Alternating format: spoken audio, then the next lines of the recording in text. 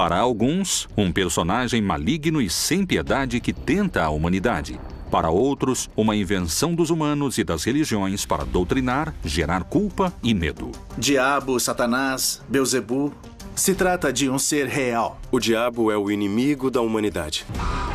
A personificação da maldade apresenta tantas caras quanto perguntas. O diabo realmente existe? Muitos creem que o diabo não existe. E esse é um grande triunfo de Satanás. O mal não tem a proporção do bem. O mal é a ausência do bem. Há aqueles que garantem inclusive terem um pacto com ele. Satanás é o libertador da humanidade e do ciclo apocalíptico. O diabo, uma das figuras mais controversas da Bíblia. Ele tem ciúme de nós, ele tem inveja da vida que Deus nos deu, porque nós temos Deus dentro de nós. Nós temos a graça que possuímos através do batismo, e o diabo está sempre tentando nos destruir por causa disso. Há especialistas que afirmam a existência de evidências satânicas. O diabo vive entre nós? Depois do exorcismo, meu psiquiatra me disse: eu não tenho esse caso cientificamente. Pois Jesus lhe dizia: sai desse homem, espírito imundo. Por acaso, seriam Deus e o diabo a mesma pessoa?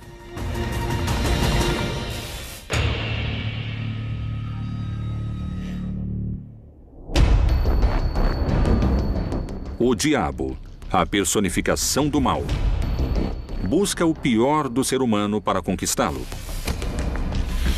Será que, ao caírem em tentação, Adão e Eva tenham marcado a história da humanidade, assinalando o pecado em cada um de nós? Há muitos que garantem que, desde então, a luta entre o bem e o mal, entre Deus e o diabo, acontece dentro de cada homem e mulher que habita esta terra.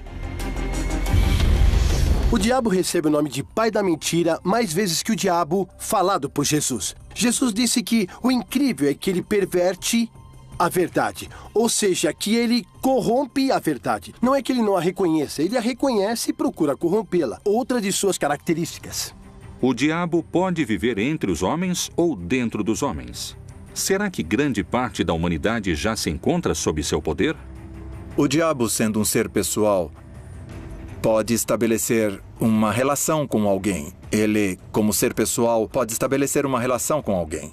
Um pacto com o demônio é uma decisão tomada por um ser humano livre para associar-se de alguma maneira a Satanás ou a algum espírito, algum demônio, algum espírito negativo. Existem parágrafos na Bíblia que sugerem a existência do diabo. A figura de Satanás na Bíblia hebraica tem a ver com o adversário. É um adversário, um inimigo que pode aparecer. Pode ser uma pessoa. Tem duas visões na literatura judaica posterior. Uma é uma figura sobre-humana ligada ao demoníaco e com o negativo. E outra interpretação também de Maimônides que diz que Satanás é o anjo da morte e a tendência ao mal do ser humano. Evidentemente, Deus não pode ignorar a possibilidade de que a liberdade incluiria uma oposição à sua vontade. Alguns textos bíblicos são muito precisos com respeito à menção do diabo. Chegando o dia que os filhos de Deus vieram apresentar-se perante o Senhor, veio também Satanás entre eles. O Senhor perguntou a Satanás: de onde vens? E Satanás respondeu ao Senhor: de rodear a terra e de passear por ela. Colômbia, Bogotá. O colombiano Sebastián Santeiros Villarreal se apresenta como bruxo, feiticeiro e afirma ter realizado pactos com o diabo. É santeiro, espiritualista, feiticeiro e trabalha com magia negra vodú. Para servir a Satanás, você não precisa ter fé. Para servir a Deus, você precisa ter fé. E a fé não tem argumentos dialéticos porque simplesmente se crê ou não se crê. Com Satanás, não. Porque quando você pede a Satanás, tudo o que se pede a Satanás ele te dá. Para fazer um grande ritual para Satanás, eu acendo uma vela vermelha, que significa a luz que o mesmo nos transmite. No altar, temos uma das colaboradoras ou colaboradores dele, porque é um anjo que é a Santa Morte. ela trabalha para Deus e trabalha para Satanás. Se Deus lhe dá uma ordem, ela cumpre. E se Satanás lhe dá uma ordem, ela cumpre. Tenho que ter os ornamentos ou hábitos correspondentes. E a água? A água eu jogo por todo o altar porque é uma simbologia, é limpeza. Então eu faço uma oração que eu leio na Bíblia satânica. Eu invoco a presença de Satanás, invoco a presença de alguns de seus servidores em espírito. E em algumas ocasiões eu o vejo ou ele me incorpora. Depois de cair em transe, eu volto ao normal e começo a executar durante a semana aquilo que ele me ordenou. E não se discute, se cumpre. Como existe a possibilidade de estabelecer uma relação com o ser humano, podemos nos abrir para estabelecermos um contato com Satanás. É triste, é dramático, é incrível, mas é possível. O diabo é invocado de diferentes maneiras, segundo a situação. Se uma pessoa está em perigo, ela pode invocá-lo. Se uma pessoa está contente, o invoca. Se está em um momento de agonia, o invoca. Se quiser fazer um pacto com Satanás, se quiser fazer um pacto com o que chamam de maligno, ele a escuta e vem ao seu socorro. Eu creio que o satanismo está te desviando do assunto. Por que adorar a Deus indiretamente se pode adorá-lo diretamente? Não é necessário ir pela via negativa. Posso ir pela via positiva. Deus é misericórdia, compaixão, bondade. Por isso eu não preciso adorar o lado escuro disso.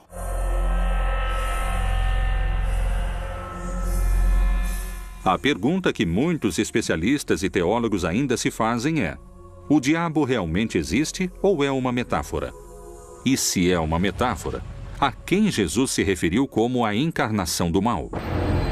No livro de Jó chama Satanás, ou o diabo, que quer dizer o adversário, o enganador, e é entendido na interpretação, sobretudo dos padres da igreja cristã, como um arcanjo que fora criado de maneira perfeita, um arcanjo iluminado que, apesar disso, assim como Adão o faria, deixa de amar a Deus por amar mais a si mesmo, caindo no orgulho e na rebeldia, e dessa maneira se separando de Deus. Na Bíblia vemos uma mensagem de Jesus: não te acuses a ti mesmo. Não nos esqueçamos que aquele que se acusa em hebraico se diz Satanás. Ele é o acusador. E quando a pessoa se acusa como pecador, está fazendo às vezes de Satanás consigo mesma. Ou quando condena os demais e vive dizendo isso é ruim, isso está ruim, isso é péssimo, está fazendo às vezes de Satanás, ainda que traga a Bíblia numa mão ou use uma batina. Satanás nos acusa para Deus e essa é a função de Satanás, o acusador. Então me parece que é por uma questão literária, se utiliza inclusive para criar medo dentro da população e é uma ferramenta para que dentro da religião dirijam também toda uma comunidade. O Evangelho de Marcos é muito claro quando fala dos demônios, depois vai apresentando quais são os demônios. Há um demônio fundamental. Qual é o demônio mais importante que se opõe à construção do reino de Deus? É o Império Romano. E perguntou-lhe: qual é o teu nome? Respondeu-lhe ele: Legião é o meu nome, porque somos muitos. Marcos escreve sobre um endemoniado, ou seja, possuído pelo demônio, ou seja, possuído pelo império. Agora vão saber por que digo isso, tá certo? Ele quer se unir e rompe todas as ligações. E Jesus lhe pergunta: qual é o seu nome? E ele diz: meu nome é Legião. E a legião é a unidade de combate do exército romano.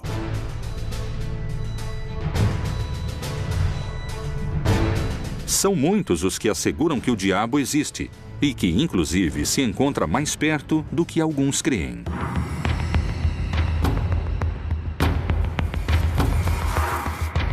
Na Bíblia temos aproximadamente uns 8 casos de exorcismo que tinham uma característica em comum, que os diferenciava de outros tipos de possessão demoníaca e exorcismo que ocorriam no Mediterrâneo. O contexto no qual aparecem os exorcismos na Bíblia tem uma clara conotação social e política. se considera possuído pelo diabo todo objeto, pessoa ou lugar que se encontra infestado em princípio. O ritual do exorcismo consiste em invocações, em ladainhas feitas ao sangue de Jesus, em alguns casos, em algumas tradições religiosas, feitas aos santos, outras feitas em invocações e conjuro aos anjos e arcanjos. Imediatamente começam as orações de imprecação, que devem ser feitas necessariamente por um ministro ordenado, ou seja, as orações de expulsão do demônio. A condição do exorcista depois do trabalho é de muito cansaço e esgotamento. O desgaste físico é muito grande, o compromisso emocional que ele assume durante o trabalho sempre leva, é claro, ao grande consolo do verdadeiro exorcista Jesus Cristo, que lhe empresta a voz e lhe empresta também os gestos, o corpo, mas é ele quem enfrenta a batalha. De que forma secreta a Bíblia menciona essa batalha? Já em Marcos e em Lucas, a possessão aparece como uma possibilidade. Porque logo certa mulher, cuja filha estava possessa de um espírito imundo, ouvindo falar dele, veio e prostou-se-lhe aos pés. Os exorcismos são realmente um modo de combater e expulsar o diabo? Se é necessário expulsá-lo, isso é prova suficiente para pensar que o diabo existe? Santo sangue do Senhor, rogai sangue por santo nós. da Sagrada Igreja, Rogai por nós. Sangue santo da Sagrada Igreja, Rogai por nós. Santo sangue de misericórdia, Rogai por nós. Santo sangue dos auxiliadores da necessidade, Rogai por nós. Santo sangue dos filhos e filhas de Deus que nunca haverão de desonrar a sua vida. Rogai por Que a nós. presença de Deus, nosso Senhor Jesus Cristo, mostre a luz, mostre o caminho para você. Santo sangue do Senhor, eu ordeno que você saia desse corpo. Eu ordeno que você libere esse corpo. Livrai-o, Senhor, livrai-o dessa dor. Eu ordeno que você saia desse corpo. Saia agora. Nós rogamos, Senhor, liberte esse corpo. Liberte esse corpo agora. Você está bem, filho? Deus Pai, Ele te libertou. Que Jesus esteja contigo, meu filho. Os milhares de exorcismos realizados são provas suficientes da possível existência do diabo? Como se explica que a Igreja tenha sacerdotes exorcistas? O Papa Francisco, que alguns dizem nunca ter feito um exorcismo, nós acreditamos que sim, que ele já fez. Já fez pelo menos uma oração de libertação muito forte. Se o diabo não existe, como e de que maneira explicaríamos os exorcismos? A pessoa tem que estar convencida de que isso acontece. Se a pessoa não crê, é muito difícil funcionar. Na maioria dos casos, é sugestão. Eu deixo a porta aberta a algumas exceções que podem conter alguma força muito profunda. Mas essas são exceções, não é o cotidiano. É uma maneira de exercer domínio, porque naturalmente, se o demônio é algo real que está no seu corpo, e se existe alguém que pode tirar esse demônio, naturalmente essa também é uma maneira de exercer poder. A quantidade de exorcismos que eu já dirigi em minha vida passam dos 1.200. Porque as possessões são mais frequentes do que se supõe. Com as questões do exorcismo, temos que ter muito cuidado, porque são seres humanos que estão sofrendo e dos quais os líderes religiosos se aproveitam muitas vezes para tirar algum proveito próprio dessas situações. Por que seguimos duvidando de sua existência se a Bíblia fala do diabo com tanta clareza? Este personagem diabólico se encontra desde a gênese da criação até a batalha final mencionada no Apocalipse. Quais são os argumentos e por que alguns acreditam que o Todo-Poderoso e o Maligno poderiam ser a mesma pessoa? Deus e o diabo seriam duas faces da mesma moeda?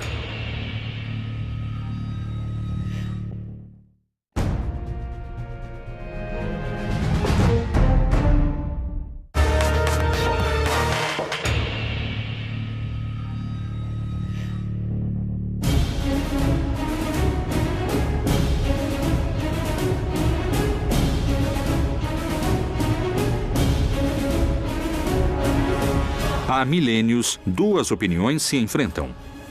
Uma tenta mostrar que o diabo não existe, e a outra que é um ser real e o principal adversário de Deus.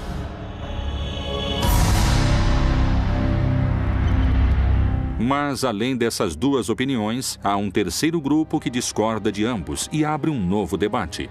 Ele sustenta a teoria de que Deus e o diabo são dois lados que respondem a um mesmo interesse. No Antigo Testamento, acredita-se que de Deus vinha a ira e a bondade. Os teólogos têm muitos problemas em traduzir a Bíblia, esse texto, porque ele diz que o espírito mau vem de Deus. Ora, o espírito do Senhor retirou-se de Saul, e o atormentava um espírito maligno da parte do Senhor. O Deus da Bíblia não é um Deus bom, é um Deus mau. E é um Deus que nos dá muito medo, ao qual temos que de alguma forma obedecer e prestar culto. Porque ele tem todo o poder, porque pode nos causar mal, porque pode nos mandar seu anjo caído, Satanás, não é? Tem se falado muito dessa diferença entre Deus, ou da possível diferença entre o Deus do Antigo Testamento e o Deus do Novo Testamento. Em geral, de forma muito esquemática, se diz que o Deus do Antigo Testamento está muito preocupado com a justiça. Por isso, é preciso agir de forma violenta para que se faça justiça.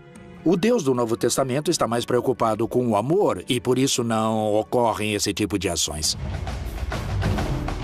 A mesma Bíblia, entre suas páginas e histórias, nos brinda com vários exemplos de extrema crueldade. Isso pode estar associado à existência de Satanás e aos que sustentam que entre Deus e o diabo não há diferenças? Na Bíblia há muitas histórias que falam de violência, que falam de massacres, de magnicídios. A Bíblia conta a história do que ocorreu em uma época onde as mortes eram cruéis, as guerras eram violentas e os massacres eram próprios de todos os povos da antiguidade. E suas crianças serão despedaçadas perante os seus olhos. As suas casas serão saqueadas e suas mulheres violadas. Se alguém lê a história de Caim e Abel, onde um irmão mata o outro, não há nada mais horrível na vida do que um irmão matar outro irmão. Você pode imaginar muitas situações de violência, mas essa seria o cúmulo da violência. Mesmo assim, está lá. E está lá para dar testemunho de que essa violência existe entre os seres humanos, que as pessoas se matam entre si. Então, os exemplos que eles pegaram são de textos sagrados desse mundo. Um mundo bárbaro que oferecia exemplos bárbaros. Estamos diante de mitologias muito primitivas. Israel não é uma grande cultura de maravilhas, é um povo nômade e camponês.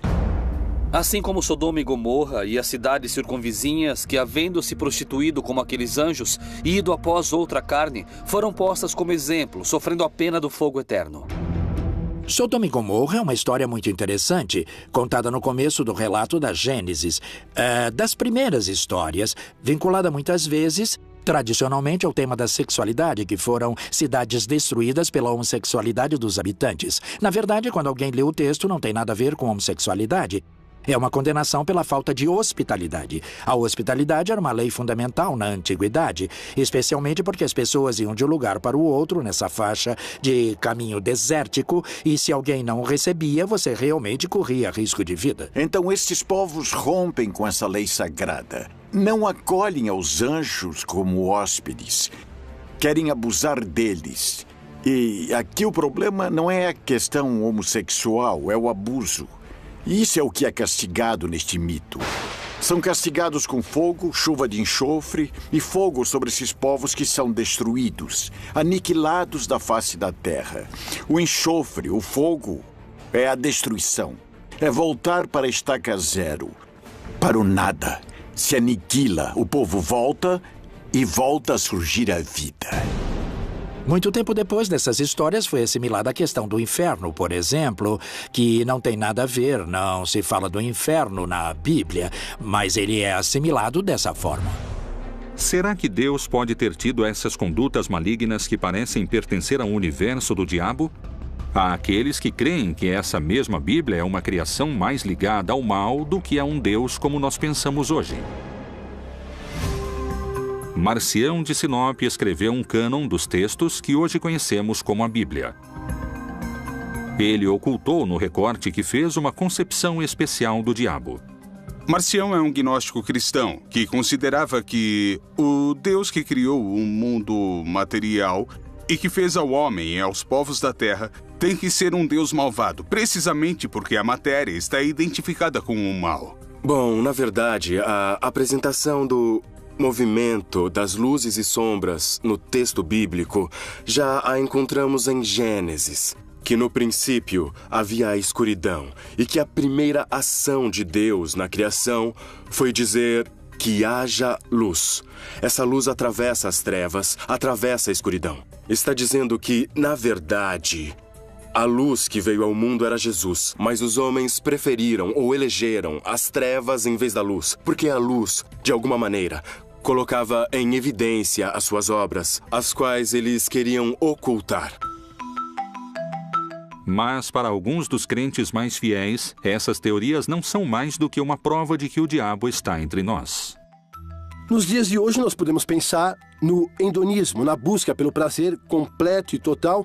Isso tudo sem visar a transcendência, a vida, a verdade tomada como útil. Tudo isso são tentações do diabo, presentes não somente no privado e particular, mas também na vida pública. Porque a influência pública do diabo quer que se demore o nosso, o nosso caminho rumo à fraternidade, rumo à união entre os seres humanos. Quando um batizado tem em si a marca de Cristo e vive ou tenta viver em graça, não pode ser invadido pela força que se opõe a Cristo. Cristo já venceu o demônio. Então, a princípio, somente uma pessoa não batizada pode estabelecer uma relação pessoal com o demônio. Vamos começar agora.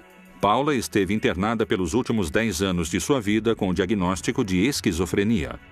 Eu escutava vozes e via coisas, sabe? As vozes me diziam o tempo todo, mate-se, corte-se. Pelo sangue de Jesus eu te liberto! Eu ordeno que deixe esse corpo agora! Pelo sangue de Jesus! Eu tinha um rosário, sabe? Que eles dão no hospital. E com o rosário da cruz, sabe? Com a parte de baixo, que é feita de plástico, que eu me cortava com esse plástico. Busca o Senhor! Bom, depois eu via muitas sombras e sempre via homens. A possessão diabólica não tem nada a ver com a bondade ou maldade moral. Quer dizer, o endemoniado é uma pessoa enferma. Muitos creem que o diabo não existe, e esse é um grande triunfo de Satanás, então temos muitíssimo trabalho. Será que realmente o diabo está entre nós e não sabemos? Será que Deus e o diabo são uma mesma criação? Estaremos vivendo 7 anos de tribulações que antecedem o Apocalipse? E se estiverem recrutando cada vez mais soldados para essa batalha final de que alguns denominam o exército do diabo?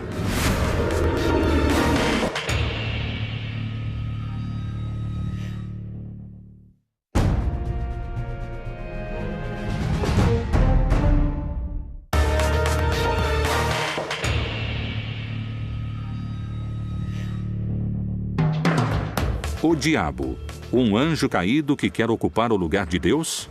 Como ele poderia alcançar seu objetivo? Quais são as evidências e posturas que asseguram que o diabo teria criado seu próprio exército? Eu acredito que o diabo somos nós mesmos. O diabo é a maldade que encarna na gente. O diabo é uma configuração que pode ter expressões muito claras, um personagem nefasto da humanidade. O diabo engloba muitos. Não se trata de um só, já que são muitos, milhares de milhares, visto que era um arcanjo, um anjo superior, que seria Lúcifer com todos os seus seguidores que acabaram condenados. Alguns levam sua teoria mais além e creem que o diabo preparou um exército e está escondido esperando o começo dessa batalha final. Com esse exército maligno, o Agramon representa um demônio maior, que é o demônio do medo. Existem demônios menores que, por sua vez, os servem. São demônios intercessores. Não esqueçamos que a corte satânica tem a sua hierarquia. E não é que eles perderam a hierarquia que conservavam no céu. Ou seja, entre os demônios há os querubins, os serafins, as potestades, cada um com seu grau de maldade. Podemos mencionar também Adriel, que é o demônio da morte, o demônio da lua, o demônio da noite. Adriel, para nós, como esse demônio terrível, o da morte, está representado em Hitler. Ele trouxe o inferno para a Terra, mostrando os setores do inferno. Mas onde? Os campos de concentração são um exemplo muito claro de que essa destruição havia sido inspirada por alguém. Hitler encarna o pior da condição humana. Mas dizer isso, às vezes, é tirar a responsabilidade dos seres humanos. Temos a capacidade de escolher entre, como diz no livro de Deuteronômio, eis que ponho diante de ti a vida ou a morte, a bênção ou a maldição. Escolhe a vida para que vivas. O céu e a terra tomam hoje por testemunhas contra ti, de que te pus diante de ti a vida e a morte, a bênção e a maldição. Escolhe, pois, a vida, para que vivas tu e a tua descendência. A pessoa tem que escolher para qual caminho quer direcionar sua vida. Se está trabalhando pela justiça, pela paz, pela compreensão, ou oposto pelo ódio, pela violência, pela maldade. Eu acho que, às vezes, nas histórias você tem que tomar decisões. Mas os demônios mencionados na Bíblia também levaram os especialistas a darem explicações diferentes.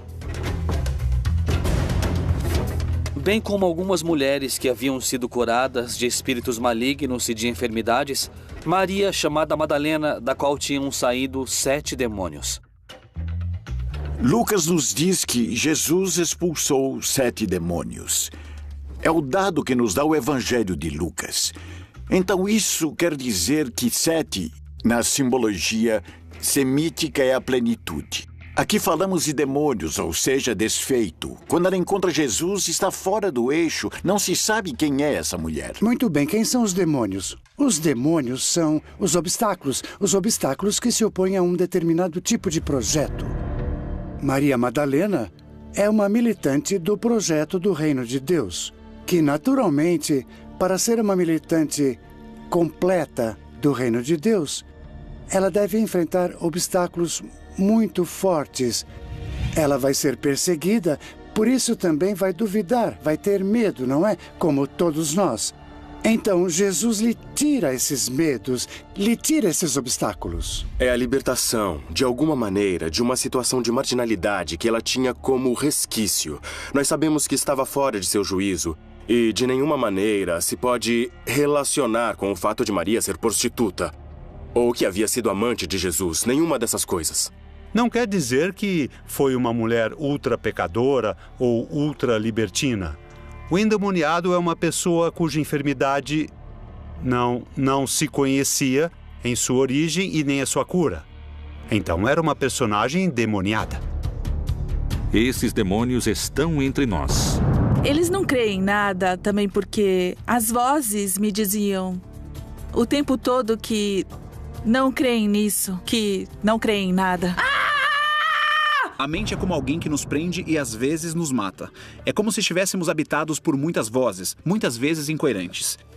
Eu acho que o que hoje chamamos de exorcismo não é mais do que o fenômeno que deixa evidente a multiplicidade, a multiplicação e a fragmentação da nossa personalidade, das muitas vozes que ouvimos.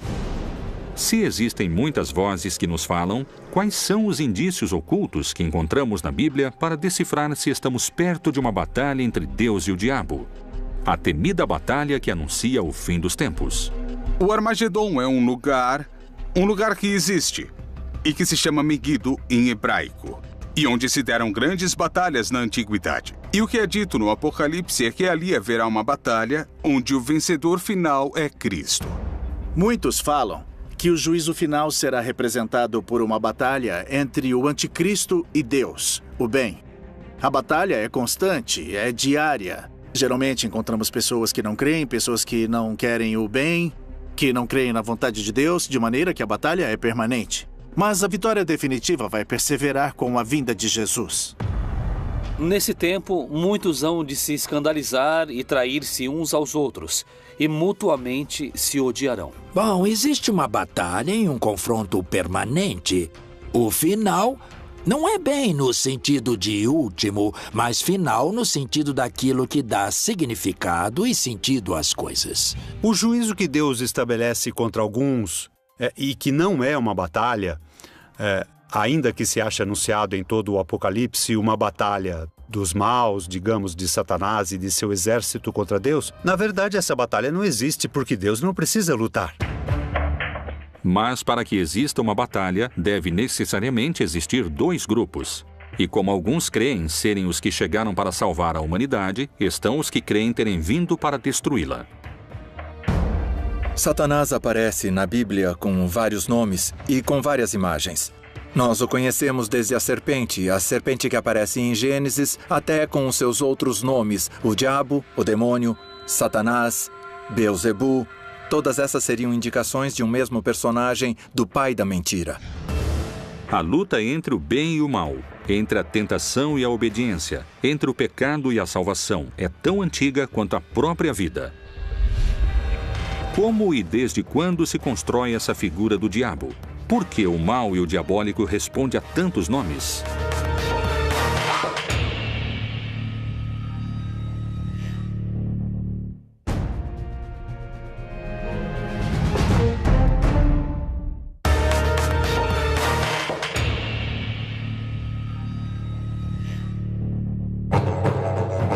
O diabo, a personificação do mal, o rival de Deus, o tentador dos homens. Para muitos cristãos, a tentação é uma porta de entrada para o mal, um caminho direto para o diabo. A última parte do Pai Nosso diz: não nos deixe cair em tentação e livrai-nos do mal. Esse mal pode ser entendido tanto como qualquer situação que seja perigosa para a realização pessoal, como o maligno. Livrai-nos do maligno, livrai-nos do pecado, livrai-nos do demônio, livrai-nos de qualquer situação de perigo para a própria salvação. Então podemos dizer que sim, está presente a súplica de sermos livrados do demônio no Pai Nosso. Na ideia de um Jesus muito divino, com a ideia de um Jesus gnóstico semidivino, as tentações não têm lugar. Para aceitar que Jesus foi tentado, temos que aceitar primeiro que ele foi 100% humano. Portanto, a passagem veio a ser interpretada como as tentações que Jesus enfrentou ao longo de sua vida, mas no terreno onde se dão as tentações, que é na mente. Jesus teve que escolher, por isso passou 40 dias no deserto, entre ser um Messias conforme as profecias de Isaías, desprezado, ignorado, traído e assassinado, ou inclinar-se para a vaidade do reconhecimento mundial e ao arrebatamento do poder e das riquezas. Então, essas tentações são o núcleo que nos mostra se o Messias deve ser glorificado por sua própria força, ou se o Messias está disposto a humilhar-se, a negar-se e a morrer por amor aos seres humanos. A tentação existe dentro dos textos bíblicos e, além disso, a figura do diabo tenta deturpar a vontade de Jesus. Como essa figura é realmente? Alguns investigadores questionam a imagem clássica do diabo, com chifres, patas de cabra e rabo. Eles questionam o que nos foi transmitido como figura do mal, porque debatem que essa é uma construção destinada a gerar medo. Há muito do imaginário da cultura popular sobre Satanás, mais do que na teologia e nos textos bíblicos. E somos produtos também de nosso imaginário popular de onde crescemos. Na Bíblia, tanto no Antigo Testamento quanto no Novo Testamento, temos histórias relacionadas com o diabo, com Satanás. No entanto, não encontramos descrições físicas de como ele era. Se ele tinha chifres, se tinha rabo, se tinha um tridente, ou se era vermelho. O que nós sabemos é que ele é uma descrição do mal. Não é bíblico. Nem o purgatório, nem o inferno eterno, nem o céu. O céu para estar perto de Deus, sim. O inferno como distância de Deus, sim. Mas chamas, diabinhos, um Satanás rei que manda nos demônios, isso foi uma invenção medieval. Isso aparece na Idade Média. É alguém que tem a ver fundamentalmente com o sexual. Por isso se atribui a ela a cor vermelha. Os chifres de bode e as patas de bode, que eram o poder da fertilidade e da vida, que representavam Dionísio Pan na literatura grega. O deus Pan é um deus grego muito antigo, originalmente adorado na região da Arcádia. Pan é o guardião dos rebanhos que tem a tarefa de se multiplicarem. Deus dos bosques e patos, protetor dos pastores. É um produto da casualidade que na Idade Média tenham imposto essa caracterização impressionante e terrível do demônio? Ou talvez haja um mistério importante em torno da figura do diabo esperando para ser desvendado? Em algum momento da história, para tornar visível a presença do mal, os autores, os pintores, usaram como origem uma imagem grotesca, com chifres, com rabo, negro, com fogo, para descrever o mal. Mas isso não significa que o diabo não existe. O diabo ter sido caricaturado na Idade Média, ou que seu conceito fora utilizado para infundir o medo, não quer dizer que ele não exista. A figura do diabo no cristianismo funciona como um grande ordenador moral. Ou seja, o que está mal está do lado do diabo e faz parte do pecado. A figura do diabo cristão chega efetivamente à América Latina com a chegada dos espanhóis, porque antes as culturas ameríndias usavam outras figuras que encarnavam o mal. Mesmo assim, esse mal não era um mal tão absoluto e nem tão separado do bem como é o diabo cristão, que é uma das características do pensamento do catolicismo, onde aparece o mal de um lado e o bem do outro. Um único personagem, ainda que, segundo os crentes da Bíblia, seja mencionado de muitas maneiras. Ele recebe o nome de Satanás, Diabo, Lúcifer, Belzebu, Melian, Antiga Serpente, Anjo Caído, Anjo Destronado, o Anjo do Tempo. Mas houve outros nomes. No tempo de Isaías, recebeu um nome. No tempo de Jesus de Nazaré, era o Devorador. No tempo de Josué, era o Destruidor. Eles sempre insultaram Satanás de diferentes maneiras. No Novo Testamento, sim, Jesus e o apóstolo Paulo mencionam, mas como um adversário, como aquele que está contra o projeto de Deus. Não tanto como uma figura a qual você tem que escolher entre um e outro, porque popularmente se transformou em uma figura. De um lado eu tenho Deus e do outro Satanás. Eu tenho que escolher como se escolhe um time de futebol. Mas não é assim. Não é assim que nós lemos nos relatos bíblicos. A soberania de Deus não se discute, mas existe um personagem, uma maldade que se concentra nesse personagem chamado Satanás, que aparece como símbolo de tudo que se opõe a Deus. Respondeu-lhes ele: eu via Satanás como o raio cair do céu. Especialistas no estudo da Bíblia dão conta de que, em outras passagens do livro sagrado, os nomes que o maligno recebe não têm uma conotação única e nem tão direta. Diabo, Satanás, Lúcifer, todos têm a ver com o seguinte: num projeto como o projeto do Reino de Deus, você tem que enfrentar os obstáculos, e esses obstáculos são denominados com determinados símbolos, não é? Um dos símbolos mais importantes é o de Satanás.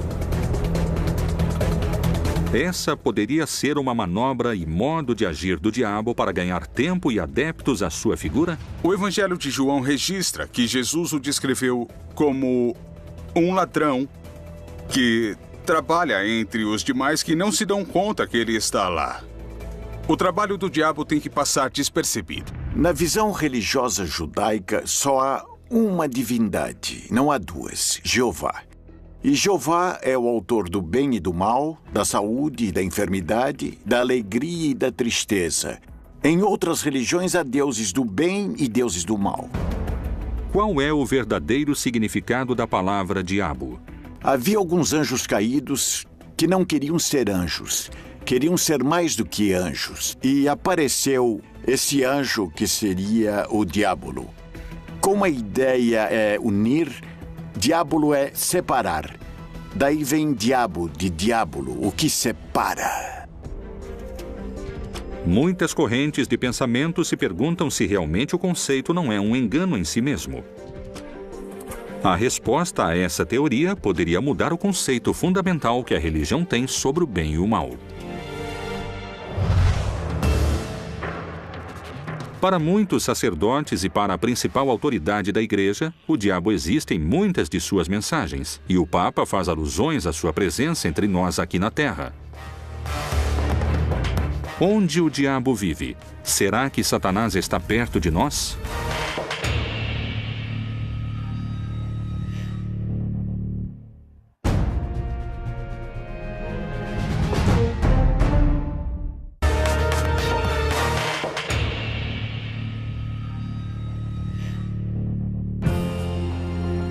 O líder da Igreja Católica manifesta que a presença do demoníaco Satanás é real.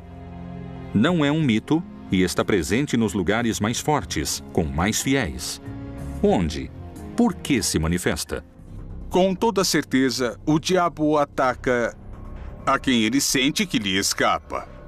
Ele não vai atacar aquele que é de sua propriedade ou alguém que está morto e que não escolheu um lado. Ele vai como um predador, que é perseguir aquele que escapou dele, mas isso não é coerente com o fato de que os ataques sejam precisamente a imoralidade daqueles que creem. Francisco não foi um grande professor de teologia. Ele foi um pastor próximo de seu povo, com um coração solidário. Sua linguagem não é a do teólogo. É a linguagem da paróquia, do entorno. E isso não o desmerece para aquele que entendeu o contexto. Então ele fala de maneira popular e não como um especialista da Bíblia. Francisco não é um grande especialista da Bíblia. Ele é o Papa, e o Papa é um líder. O problema aparece quando interpretamos ao pé da letra e não como linguagem simbólica. Toda linguagem religiosa e simbólica deixa de ser religiosa. O líder da igreja também apontou o filho do diabo, o anticristo, na corrupção e no dinheiro. No livro do Apocalipse, capítulo 12, uma visão se apresenta a João, que é de uma mulher que resplandece como o sol e um dragão de 7 cabeças que a persegue. Viu-se também outro sinal no céu. Eis um grande dragão vermelho, que tinha 7 cabeças e 10 chifres, e sobre as suas cabeças 7 diademas. Esta visão significa que o dragão é o diabo, e suas 7 cabeças representam a totalidade do poder sobre os governos corruptos da terra. E a mulher que resplandece como o sol é o grupo de crentes, ou seja, a igreja, que reflete o caráter amoroso de Deus. A corrupção, eu acredito que continua sendo um sistema que permeia todas as faixas sociais e políticas. Atrás de tudo isso, há homens e mulheres que a utilizam. Então, nesse grupo, nós poderíamos colocar os anticristos, por assim dizer, porque vão contra a vida. No ano de 2014, o Vaticano reconheceu de forma oficial a Associação Internacional de Exorcistas, uma prova a mais que para a Igreja o diabo existe.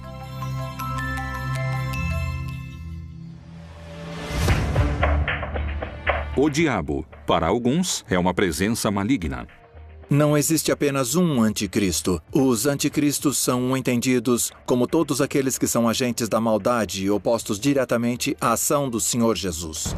Para outros, é o mesmo Deus. Satanás é a divindade, a contraparte do suposto Deus bom.